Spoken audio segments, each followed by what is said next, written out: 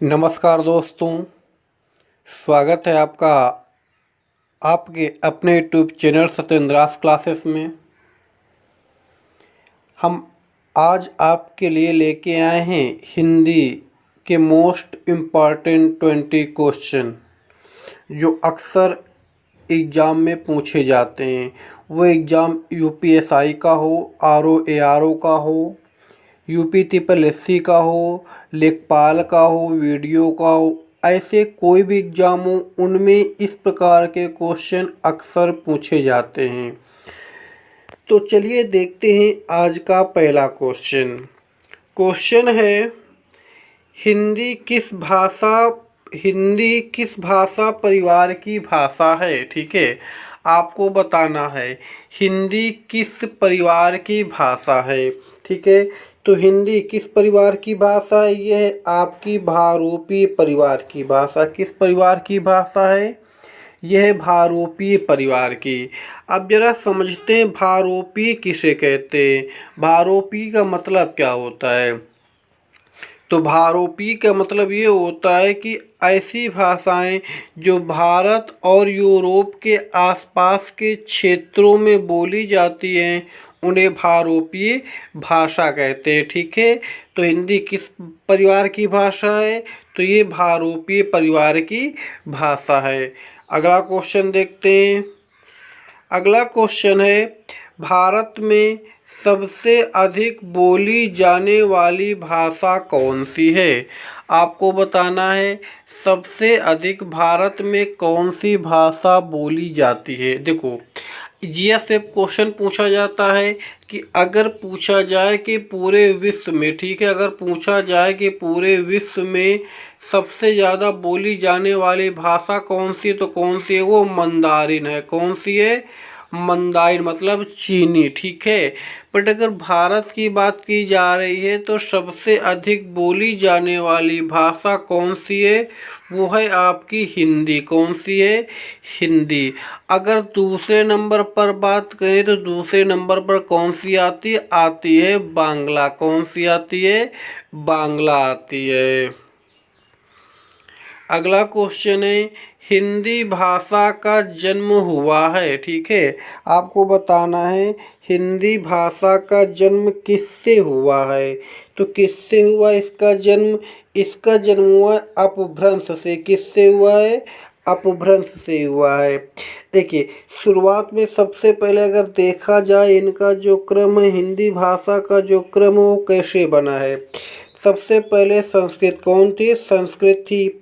उसके बाद पाली आई, फिर कौन सी आई? फिर प्राकृत आई, फिर कौन सी आई? अपभ्रंश आई, फिर कौन सी आई? अवहट्ट आई।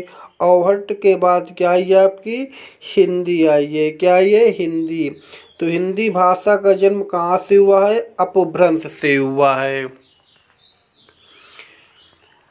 अगला क्वेश्चन है निम्न में से कौन सी बोली अथवा भाषा हिंदी के अंतर्गत नहीं आती है। आपको बताना है कौन सी बोली अथवा भाषा हिंदी के अंतर्गत नहीं आती है। तो बताइए कौन सी हिंदी के अंतर्गत नहीं आती है। तो हिंदी के अंतर्गत आपकी तेलुगु नहीं आती। कौन सी नहीं आती है? तेलुगु नहीं आती है। और हिंदी के अंतर्गत कौन कौन सी भाषाएं आती है अगर ये पूछा जाए तो कौन कौन सी आती है? आपकी कन्नौजी भी आती है, बांगरू भी आती है, अवधी भी आती है और बुंदेली भी आती है। कौन सी आती है? बुंदेली भी आती है और आपकी खड़ी बोली भी आती है। किसके अंतर्गत? हिंदी के अंतर्गत। अगला क्वेश्चन है हिंदी की विशिष्ट बोली ब्रजभाषा किस रूप में सबसे अधिक प्रसिद्ध है। बताइए, जो आपकी हिंदी है, हिंदी की जो विशिष्ट बोली ब्रजभाषा है उसका यूज सबसे अधिक किस क्षेत्र में किया गया है। तो किस क्षेत्र में किया गया है? काव्य भाषा के रूप में। किस रूप में किया गया है? काव्य भाषा के रूप में इसका प्रयोग किया गया। आपको मालूम होगा जो सूरदास जी हैं, कौन है? सूरदास जी हैं। इन्होंने अपनी अधिकतर रचनाओं में किस भाषा का प्रयोग किया है? ब्रज भाषा का ही प्रयोग किया है। अगला क्वेश्चन है, भारतवर्ष में आप हिंदी को किस वर्ग में रखेंगे? जीएस में भी अक्सर ये इस टाइप का क्वेश्चन पूछा जाता है कि जो हिंदी है ये किस प्रकार की भाषा है। एग्जाम ऑप्शन में रहेगा राजभाषा, राष्ट्रभाषा, ठीक है। तो आंसर क्या आपका होगा?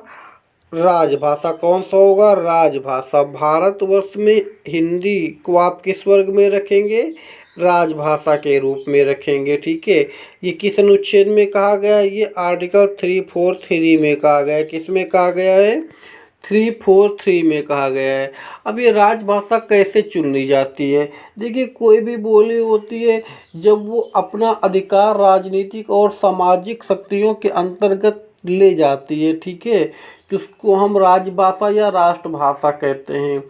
तो हिंदी को किस वर्ग में रखा गया है? राजभाषा के रूप में रखा गया है। अगला क्वेश्चन है, ढूंढाली बोली है। आपको बताना है ढूंढाली बोली है, ठीक है। तो ढूंढाली बोली कहाँ की है? यह आपकी पूर्वी राजस्थान की। कहाँ की है? पूर्वी राजस्थान की।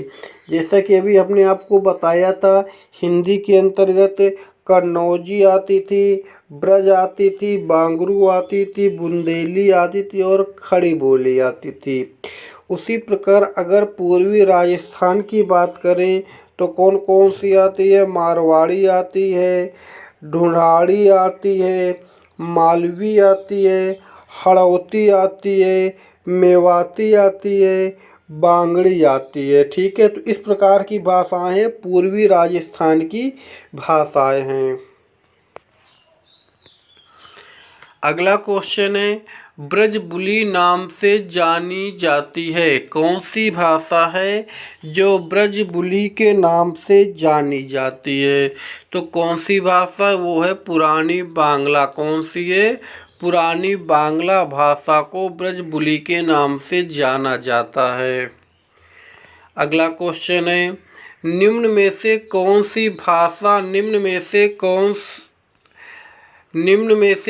सी भाषा देवनागरी लिपि में लिखी जाती है? चलिए बताइए, कौन सी भाषा देवनागरी लिपि में लिखी जाती है? तो ये आपके लिखी जाती है मराठी। कौन सी भाषा लिखी जाती है? मराठी आपकी देवनागरी लिपि में लिखी जाती है। जैसे हिंदी आपकी देवनागरी लिपि में लिखी जाती है, उसी तरह से मराठी भी आपकी देवनागरी लिपि में लिखी जाती है। अगर सिंधी की बात करें तो सिंधी किस में लिखी जाती है? ये आपके फ़ारसी लिपि में लिखी जाती है। किस में लिखी जाती है? फ़ारसी लिपि में लिखी जाती है। अगर अंग्रेजी की बात करें तो अंग्रेजी हमेशा रोमन लिपि में लिखी जाती है, ठीक है। चलिए देखते हैं अगला क्वेश्चन। अगला क्वेश्चन है, एक मनई के दुई बेटवे रहन, ओ माँ लहरा अपने बाप से कहिस, दादा धनमा जवन हमार बखरा लागत होए तवन हमका दे दा। यानी कि ये बताना है कि जो ये आपका गद्यांश लिखा हुआ है ये किस भाषा में लिखा हुआ है, ठीक है। तो बताइए ये किस भाषा में लिखा हुआ है? तो ये लिखा हुआ है आपका अवधी भाषा में। किस भाषा में लिखा हुआ है? अवधी भाषा में। जैसा कि आपको मालूम होगा, तुलसीदास जी अपनी अधिकतर रचनाओं में अवधी भाषा का ही प्रयोग किया है। एग्जाम में पूछा जाता है रामचरितमानस क्या पूछा जाता है? रामचरितमानस किस भाषा में लिखा है? तो ये किस में लिखा? ये अवधी में ही लिखा गया है। देखो, इस प्रकार के क्वेश्चन अक्सर एग्जाम में पूछे जाते हैं, ठीक है। हमने यूपी ट्रिपल एससी के एग्जाम दिए, कई बार 4 टाइम क्रैक किया, ठीक है। आप लोग भी क्रैक करेंगे, अच्छे मार्क्स लाएंगे। बस जितना हम बताएं आप उतना पढ़ते रहिएगा। सारे क्वेश्चन बहुत इंपॉर्टेंट क्वेश्चन हैं। अगला क्वेश्चन देखते हैं। अगला क्वेश्चन है, निम्न में कौन सी भाषा संस्कृत भाषा की अपभ्रंश भाषा है? अभी हमने आपको सीरियल बताया था ना, तो वही आपको बताना है कि संस्कृत के बाद कौन सी भाषा आई, यानी संस्कृत से किस भाषा का निर्माण हुआ। तो कौन सी भाषा का निर्माण हुआ? वो थी आपकी पाली भाषा। कौन सी भाषा थी? पाली भाषा। आपको मालूम होगा बौद्ध धर्म के संस्थापक गौतम बुद्ध जी ने अपने उपदेश देने के लिए जहाँ पर सबसे पहले उपदेश दिया था सारनाथ में, वहाँ पर पाली भाषा का ही प्रयोग किया था। ठीक है, तो संस्कृत भाषा की अपभ्रंश भाषा कौन सी है? पाली है। अगला क्वेश्चन है, अधिकतर भारतीय भाषाओं का विकास किस लिपि से हुआ है? ठीक है, आपको बताना है अधिकतर जो भारतीय भाषाएं हैं इनका विकास किस लिपि से हुआ है। तो किस लिपि से हुआ है? इनका विकास हुआ है ब्राह्मी लिपि से। किससे हुआ है? ब्राह्मी लिपि से हुआ है। अगला क्वेश्चन है, हिंदी भाषा किस लिपि में लिखी जाती है? ये तो आप लोगों को सबको मालूम होगा किस लिपि में लिखी जाती है। ये लिखी जाती है देवनागरी लिपि में। किस में लिखी जाती है? देवनागरी लिपि में लिखी जाती है। ठीक है। अगला क्वेश्चन है, वर्तमान हिंदी का प्रचलित रूप है। आपको बताना है वर्तमान हिंदी का प्रचलित रूप क्या है। तो वर्तमान में हिंदी का प्रचलित रूप क्या है? वर्तमान में हिंदी का प्रचलित रूप है खड़ी बोली। कौन सा है? खड़ी बोली है। ठीक है, चलिए अगला क्वेश्चन देखते हैं। हिंदी भाषा की बोलियों के वर्गीकरण के आधार पर छत्तीसगढ़ी बोली है। आपको बताना है जो हिंदी भाषा की बोलियों के आधार पर अगर छत्तीसगढ़ी को रखा जाए तो किस वर्ग में इसको रखेंगे? तो ये आपकी पूर्वी हिंदी की बोली है। किस वर्ग की है? पूर्वी हिंदी की बोली है। अगला क्वेश्चन है, निम्नलिखित में कौन सी पश्चिमी हिंदी की बोली नहीं है? आपको बताना है निम्न में से कौन सी पश्चिमी हिंदी की बोली नहीं है। तो कौन सी बोली नहीं है? ये आपकी जो बघेली है ये पश्चिमी हिंदी की बोली नहीं है। इसके पहले हमने आपको बता दिया था ना कि बुंदेली, ब्रजभाषा, कन्नौजी, बांगरू, खड़ी बोली ये सब कौन सी हैं? ये पश्चिमी हिंदी की बोली हैं। बट आपकी बघेली पश्चिमी हिंदी की बोली नहीं है। अगला क्वेश्चन देखते हैं। अगला क्वेश्चन है, भारतीय संविधान में किन अनुच्छेदों में राजभाषा संबंधी प्रावधानों का उल्लेख किया गया है? आपको बताना है जो राजभाषा कौन सी है? हिंदी है। भारतीय संविधान के किन अनुच्छेदों में इसका वर्णन किया गया है? कहाँ से कहाँ तक किसका वर्णन किया गया है? तभी आपको हमने पहले क्वेश्चन में बता चुके किसका वर्णन किया गया था 343 में। तो 343 से 351 तक में हिंदी के बारे में वर्णन किया गया है। अगला क्वेश्चन देखते हैं। अगला क्वेश्चन है, दक्षिणी भारत हिंदी प्रचार सभा का मुख्यालय कहाँ स्थित है? आपको बताना है हिंदी प्रचार सभा का मुख्यालय कहाँ स्थित है दक्षिणी भारत में। तो कहाँ स्थित है? ये स्थित है आपका चेन्नई में। कहाँ है? चेन्नई में स्थित है। अगला क्वेश्चन है, हिंदी भाषा के विकास का सही अनुक्रम कौन सा है?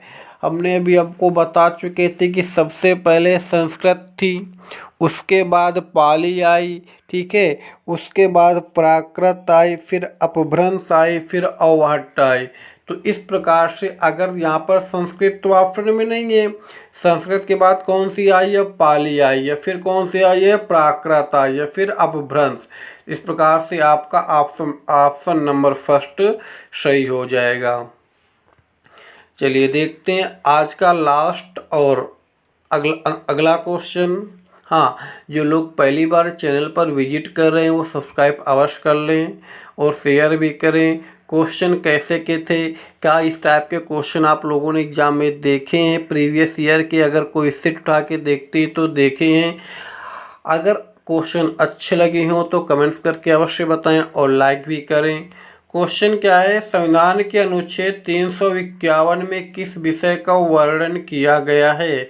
ठीक है, तो किस विषय का वर्णन किया गया ये आप लोगों को कमेंट करके आंसर आपको बताना है। जैसे कि हमने बताया कि 343 से लगा के 351 तक हिंदी के बारे में वर्णन किया गया है। तो आपको बताना है 351 में किस भाषा का यानी किस विषय का वर्णन किया गया है। ठीक है, चलिए फिर मिलते हैं कल आपको नेक्स्ट क्लास के साथ। ऐसे इंपॉर्टेंट क्वेश्चन पाने के लिए इसको अधिक से अधिक सब्सक्राइब और शेयर करें।